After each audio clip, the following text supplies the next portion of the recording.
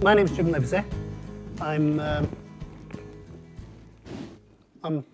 not from Scotland, as you might have guessed, but I'm working across in Glasgow with SSE, and I've been there for the past 2 years building up governance and assurance activities for a transformation program that's running across there. So the first 6-9 months was about building the capability, making sure we had the frameworks and the right approach in place. And the last 18 months is about refining that and making sure that governance is working effectively. And if I do say so myself, it's working extremely good. What we want to talk about, my background is being in project management for most of my career, managing IT and business projects predominantly. And in the last 2006-ish, 2005-06, I moved over into PMO. It was something that took my interest, and I've been focused in that space since then, probably on all extremes, from doing the admin support with PSO type activities to doing portfolio management with various banks. And so I'm quite passionate about what PMO is all about, and hopefully we might pose a few questions tonight to help us try and solve some of those things. So we're talking tonight about evolving the PMO. So over the last 3-4 years, there's been a number of reports out that says that a PMO average shelf life is about 3 to 5 years. And when you look around, is that really the case? When we had the first one back in Glasgow at the SSE, we asked for a show of hands for how long the PMO had been operating. I'd like to just turn that around tonight and ask it in a different way. So, in my view, I think PMOs are there. They may not have a PMO title. I think they're doing PMO type activities, and it may be in a layered sort of way from like a portfolio down to a program or a hub and spoke type model. And PMOs that people are generally talking about are the ones that are being set up to service individual projects. So the shelf life of them is for a fixed period of time. So how many people here work in a PMO that is actually supporting a project that's got a fixed duration? No? No. So how many people are working in a centralized PMO then? So a hub. So most of the people. So from your experience then, as you're the only one, how long's your project running for, and will your PMO stop at the end of it? Yes, it will. It will. The project is currently scheduled to end in December 2017. Okay. And for everyone else, do you have PMOs that are set up to service individual projects that have a finite start and stop date? Just shout up. No? No? Okay. Well, that spoiled my argument there then. That was a good start. Well, I'll give you a bit slight bit of support, but from a different perspective, it's been my observation that historically, lots of organisations jumped on the let's have a PMO bandwagon, and then sort of 18 months in, the people paying the budget said, and what did we get for the budget? And they went to the PMO and said, what do you folks do? Why do you justify your costs? And a lot of people were not able to articulate that. So I think if you look back 5 years, there were a lot of PMOs dying because they've been around for about 3 years. Yeah. So that gives you a historical perspective that then lingers on in the folklore. Yeah. So how many people then have got PMOs more than 5 years? That have been working there, that have been set up more than 5 years? 1, 2. Okay. Still sort of similar results than we got last time. I thought it might have moved on. Okay. I've included this slide. It's something from the APM, which is trying to give some history about where PMOs come from. And some of this I find a little bit confusing, really. And I think maybe is why we have so many different titles for PMO. So starting off in the 70s with defence and governance, very specific type things. Project support office turning up, admin support in the 80s. Program office in the 90s. And portfolio and benefit strategy in the 21st century. Personally, I don't think it's quite as black and white as that, but I thought I'd just put it up as if we're talking about evolving the PMO, this is some of the history behind where it's been coming from. So I touched on titles and things. This is another area that always gets me fascinated, how many names we can call a PMO. You know, are we talking about the same thing? Are we talking about something different? We have the classic sort of ones. What's the P stand for? Is it project, program, or portfolio? IT projects like to have an IT PMO. Admin support is generally a PSO in terms of normal sort of terminology. And you get other sorts of things that are coming up. I've seen people talking about PMO as a service. We've had ePMO come up a number of years ago, which is still around. Consultants were pushing around IPMOs, intelligent PMOs, a couple of years ago. And this week I've seen a digital PMO. So we must be going to have a DPMO as another derivative from the consultants. We've had a number of different shapes of things. Pop-up PMOs, just creating your PMO for a short duration as part of the overall life cycle of a project. So we've had a whole range of different things that we're going to talk to set up an organization to support projects. So where I look at this is that we've evolved project management and we've evolved methodologies and approaches to doing project management, and we've laid program management above it with the appropriate methodologies and techniques, and we've layered above that portfolio management. So we have a very clear, structured, hierarchical approach. And if you talk to someone about project management, they'll talk to you about project management things. They'll talk to you about, if you're in a waterfall environment, they'll talk to you about gates and phases and stages and deliverables that are produced for each of the different stages and phases. And they'll talk to you in those terms. When you talk to them about PMO, depending where they've come from, it's either admin support or governance and bureaucracy. And we have this sort of, we're sort of floating in this big ether of stuff that, in my mind, we don't have this clear sort of message about what PMO really is. And I think it's something in terms of evolving, I think we should be, this is my personal view, we should be evolving it towards having a vision, goals and objectives that are aligned to the project, but it's very structured around what it is. And then some of this value, added value that the PMO is meant to bring will be much clearer to people. Everyone goes on a journey to do things, to build something. You set up your projects, you set up your PMO, you set up a brand new PMO in an organization, you move into an organization, you're evolving and enhancing it. And what I'm trying to say here is that we're probably all in different places along a curve of activities in terms of developing a whole range of different things. And that's not by any chalk, all the different things you could write down on a list of things that PMOs are doing.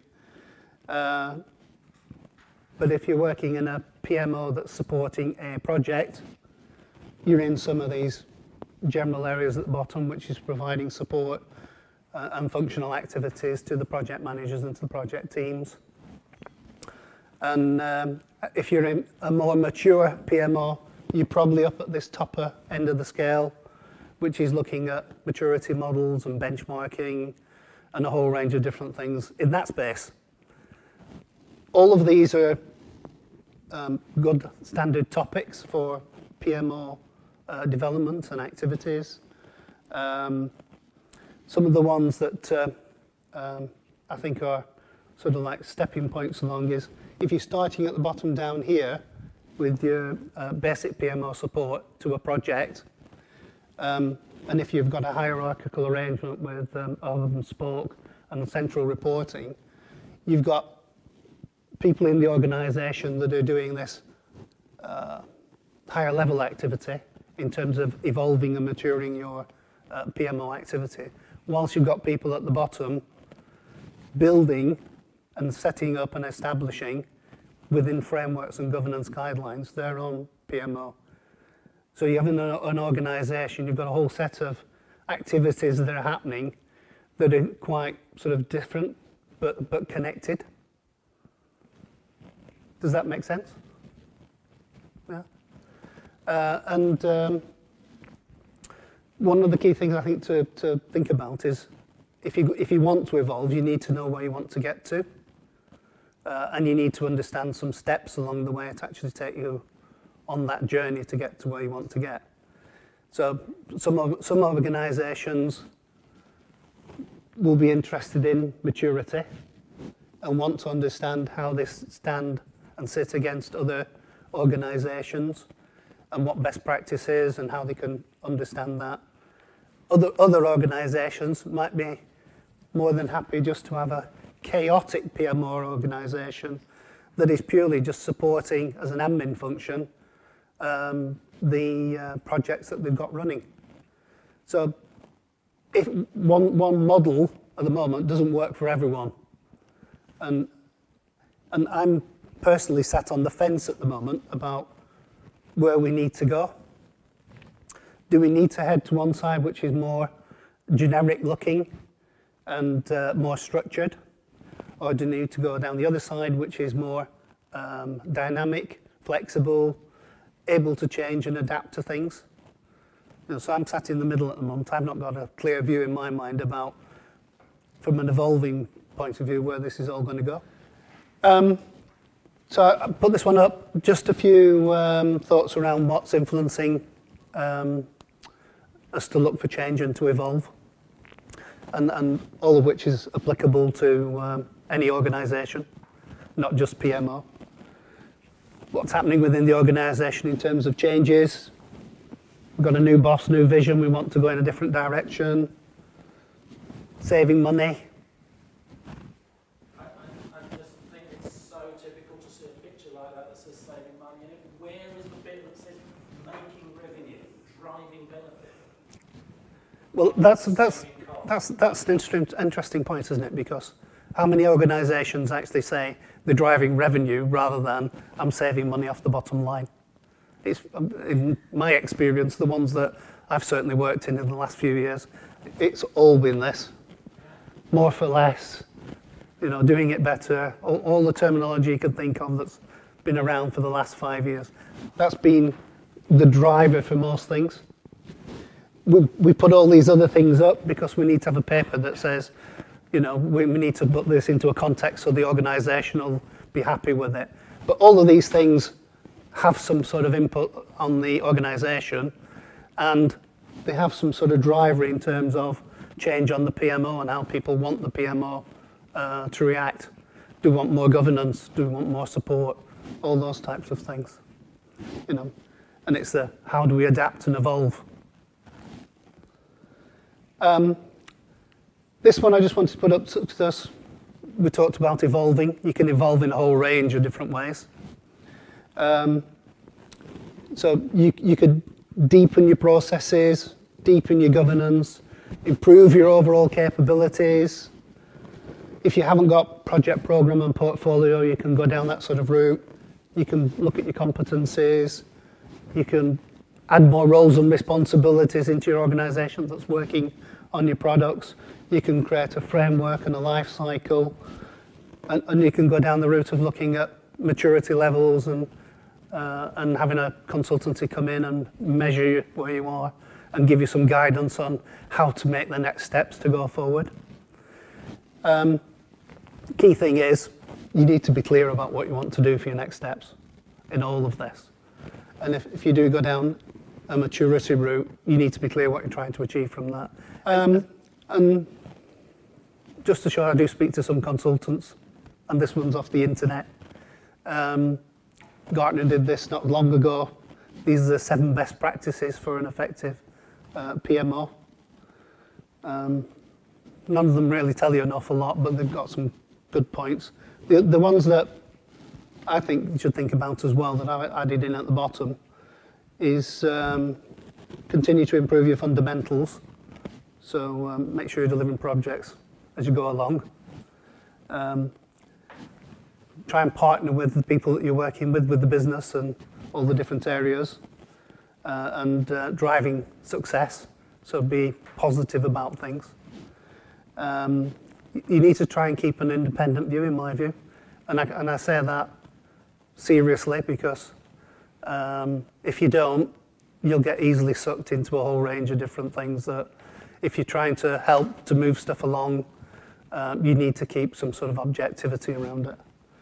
And from a personal thing, you need to know where you are now and what you're trying to achieve so you can map something out. I'm talking about the colours earlier. I've done the one that was on the thing, and I've completed the questionnaire. And I come out as a very high red. So, you know, I like to get my own way and all that sort of stuff. So, and I'm conscious of that, and I try to work interactively with people. So I've got to step to one side and consciously think about how I interact with people. So I can't just tell people to do everything all the time. I've got to, you know, sell things to them. So I think that bottom one is about knowing where you are and understanding it and trying to get to somewhere else is quite important. And then we've got a very quick exercise for 10-15 minutes. If we could just split you into 2 groups. So we've got 2 flip charts either side. And I mentioned this generic thing, generic or flexible, in terms of approach of a PMO. What we'd like you to do is to think about that and make a list of pros and cons for going for a generic model for PMO rather than something that alters and different for different organizations. Could we do that?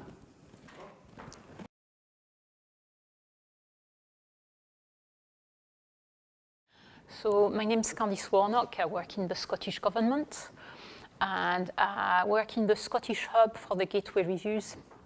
So for those of you who might not be familiar with that, it's an assurance process that was developed by the OGC, I think it must have been over 12 years ago now. And at the time, they set up a structure to provide independent assurance for major government projects, just to make sure things were, you know, delivered within the right parameters and the right structures were in place. And that was rolled out to all the departments, and each department had a hub. And that's where we come from. Over the years, our remits extended a bit because of being involved in independent assurance gave us a really broad view of a lot of different projects and programs and different ways of doing things. It was actually really good for us to see lesson learned, pockets of good and best practice, and be able to develop standard and inform capability development for the organization. So we've taken that on as well, which makes us a center of expertise according to the P3 model. Okay. So I think the discussion we just had is probably going to inform the next 2 slides. My first question was, can we not change? So, you know, nobody likes change. You get used to doing things a particular way. You become an expert in a particular model or a particular methodology. It's a comfortable place to be. And it's hard to start doing something else. But there is so much going on in terms of digital, which is one of the things that's happening at the moment. You know, the availability of technology is out there. people want to communicate in different way, people want to work in different way, and whether you like it or not, it's happening. There's a lot of, like, the economy is not really within, our gift to manage either, so it's going up and down, we get more money, less money, more pressure, and we can't really influence that all that much, so we just have to live with it and evolve with our environment. Okay, so I wasn't sure whether there was a conclusion coming out of these two. I don't think one model fits all. I think if you look at the standard P3O model, it's a good model, it makes sense on paper. But would anyone in this room actually be using this at the moment? Can you recognize that structure in your organization? Yeah? Okay, so as I said, in theory, it's a really good model, but in practice, I think not all organizations either require it or can support such, well, not complicated, but there's a lot of layers and a lot of different teams in there, and not all organizations are big enough to support that either. What we have in the Scottish government, you can tie it back, but it's not exactly like that. So we have an executive team, which is the permanent secretary and 6 of our more senior managers. And they develop a strategy and our priorities with the elected government. They're supported by a number of boards that each look after a strategic area or work stream. And those boards do prioritization and ensure strategic alignment. We've got a few influencing factors in that. Even though we don't report to ministers, we have to work with ministers. People have elected them, have elected their party and their manifesto, and that's what we need to deliver. The public, we're accountable to everybody in Scotland, so they have a massive influence on us as well. And of course, things like the economy and how much money we actually have available to deliver policies and do what we need to do has a big impact. All this is managed at an operational level by 6 coordination and business support teams, and they support each work strand. So we've got 6 different, what we call Directorate General, looking after a particular policy area. And to try and tie back that strategic stream and the operational one, we've got a high-level business hub that's linked to the executive team. So that's operational, well, it's business, corporate stuff, not project management stuff.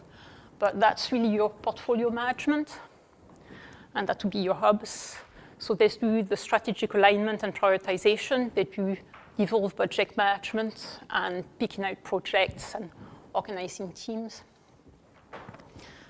To make sure that there is some structure in there, we've got an audit and assurance stream. So we've got our own auditors internally, like I'm sure at least the financial organization have. There's our team, the PPM-COE, so we do internal assurance as well. And there's a committee that reports to the UK government. And then next to that, we've got a lot of ad hoc and temporary program offices and project offices that come and go with individual projects and programs. And things that influence the way those temporary offices are set up and operate is obviously the methodology and technology used in their individual projects or program. So they can be quite different as well, and they just adapt and evolve to what they have to deliver. And we're hiding here. So we had to sit somewhere, and we ended up in finance because that's where our director of assurance is, which because it's not very visible. So a big piece of work that we had to do was to communicate more, make ourselves more visible, and make people understand what service we're there to give them.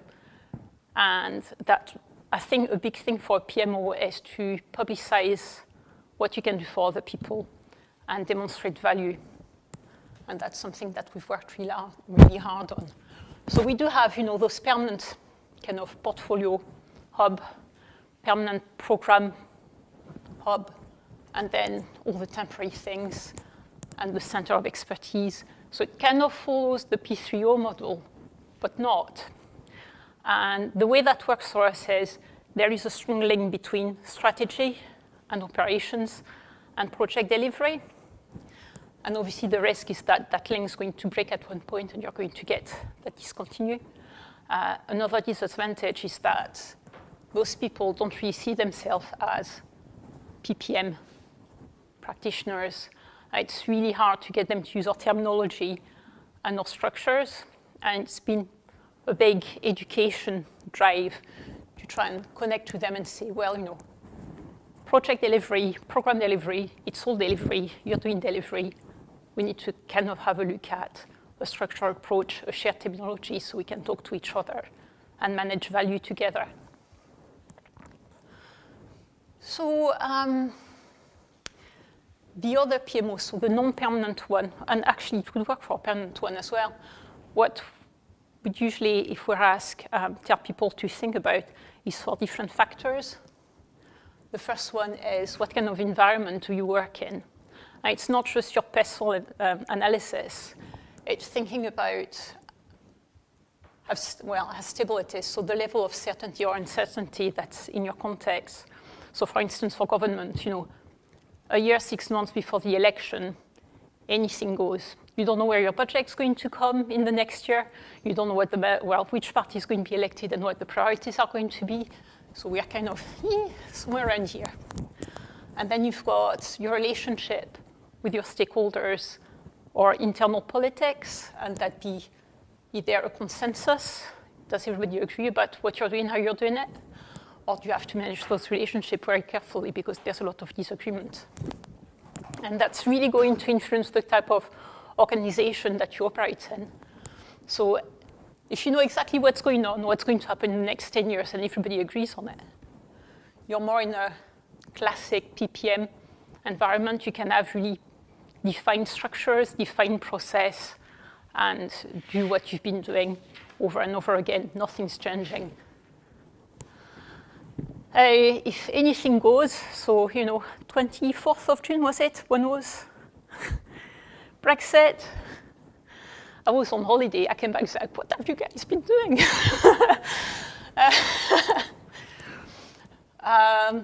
So we didn't know what was going to happen.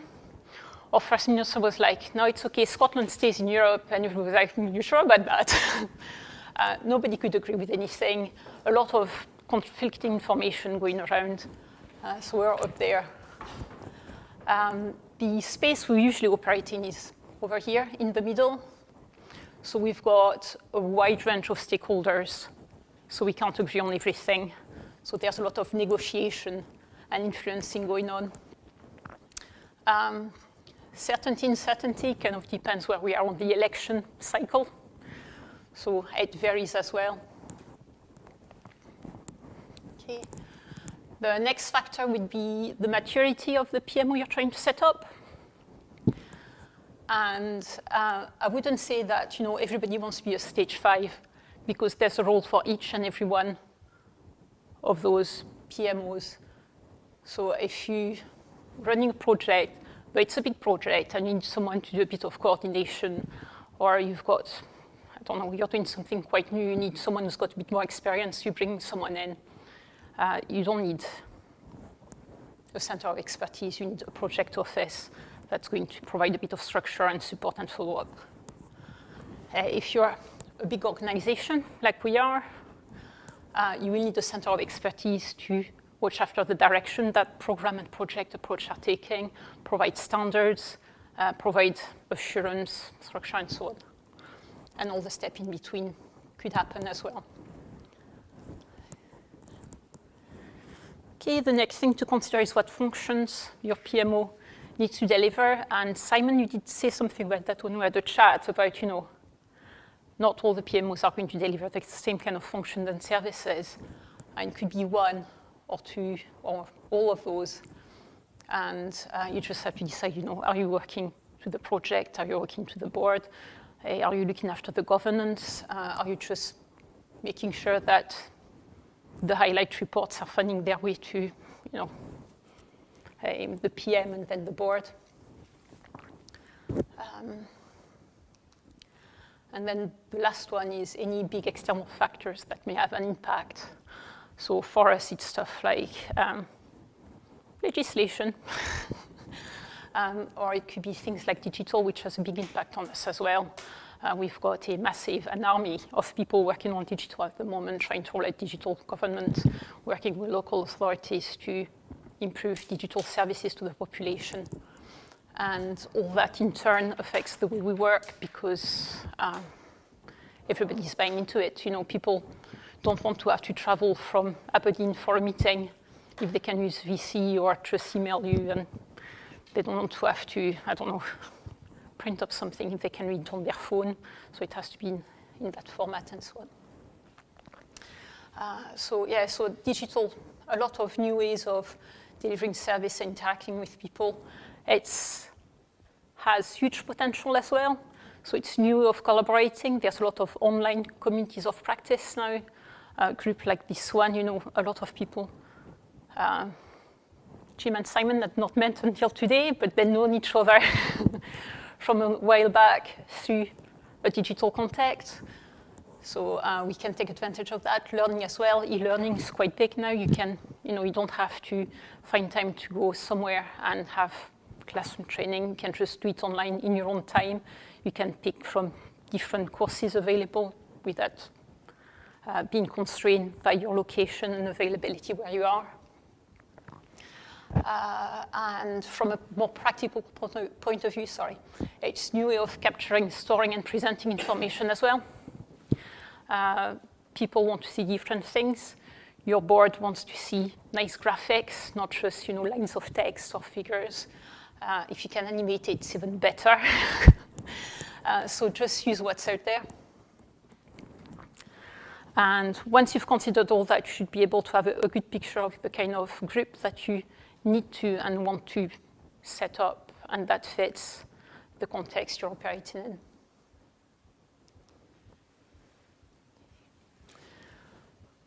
Sorry, I can't remember, Lindsay.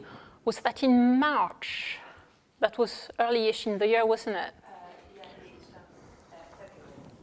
February. February, okay. So we did a workshop and identified the top 10 trends for PMO this year.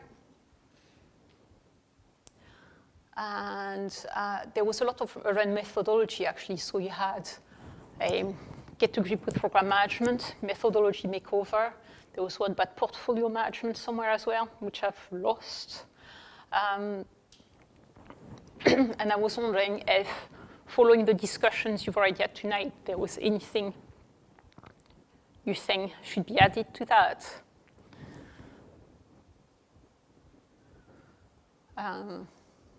Some of them are quite, yeah. So PMO teams will recruit data analysts. I thought that was quite interesting because, sorry, and maybe I didn't get that right, but data, people used to think numbers. I think there's a lot more information available now and a lot more information that we need to use. And for instance, value for us, certainly it's not just numbers. There's a lot of softer kind of values that we need to understand and manipulate. So data analysis is becoming very important, but it's quite a specialized thing. So that's one that rings really true for us. And methodology, I've got something coming up about that, but we are less focused on a particular methodology. There's been a lot of new things coming up. So you've got, you know, you used to have just sprints, and then MSP came along, and then you had lean methodologies with an S, agile, you've got management of portfolio now, and it just grows and grows, and find that we can't really keep up. And some, like, there's not one that fits all the environment. So we're looking at something that's more methodology neutral.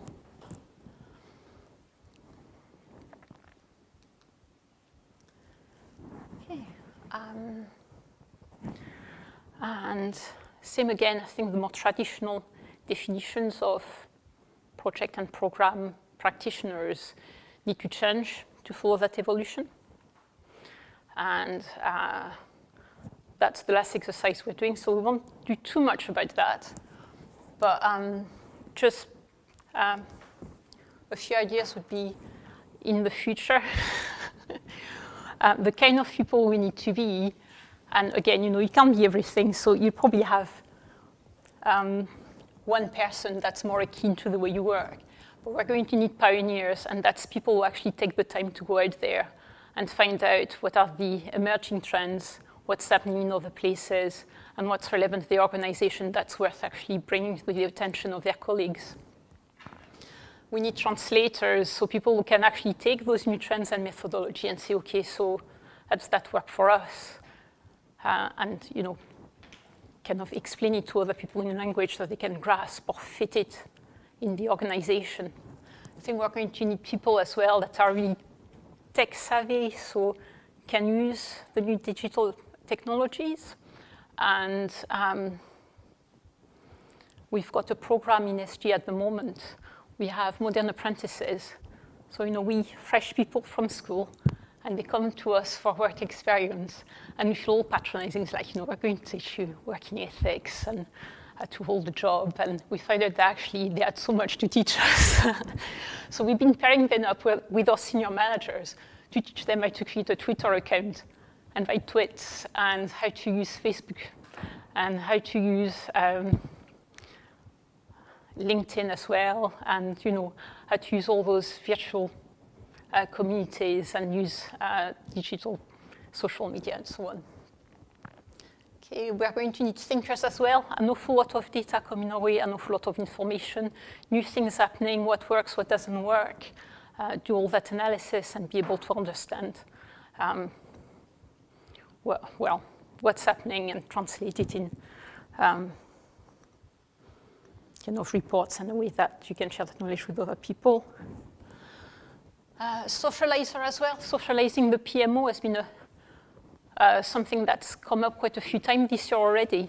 And we need to be interconnected. We need to be people. We need to not just go to projects. We need information, and we need them to do something. We have to have relationship with those people. We have to be there for them as well. We have to demonstrate that they can come to us and have a personal relationship. And then the last one be the engineer, and that be probably a more traditional role, but still a necessary role. The PMO is there to ensure that thing happens, that should happen, that all the processes are smooth, that communications are working, and just that more processual thing. Okay, I think the next big question is, are we actually ready to evolve? As I say, it's really comfy to be where you know what you're doing, when you know what's happening, where you're the expert people go to ask a question. It's a bit more nerve-wracking to go and try something new, not know whether it's going to work, and having to learn new things again. So, I don't know. Did anyone come in today thinking, organization sorted, we know what we're doing? And if that's the case, do you think you're there? Or you may be there and not seeing that bit yet? I think probably for us, I'd say we're kind of getting to a more comfortable bit of the ascent, so we know what we want to do, where we want to go. We've got quite good structures in place. We've got more established network. We've done a lot of work establishing relationship with all our agencies and other bodies, and it's getting a bit less scary, a bit more comfortable, getting there. But obviously, the issue is that it's actually a loop. So as soon as you're there, you're really kind of re-entering that phase. And unless you've got a continuous improvement cycle and, keep your eye on the ball, you're going to fall off again, and you'll have to do all that work again.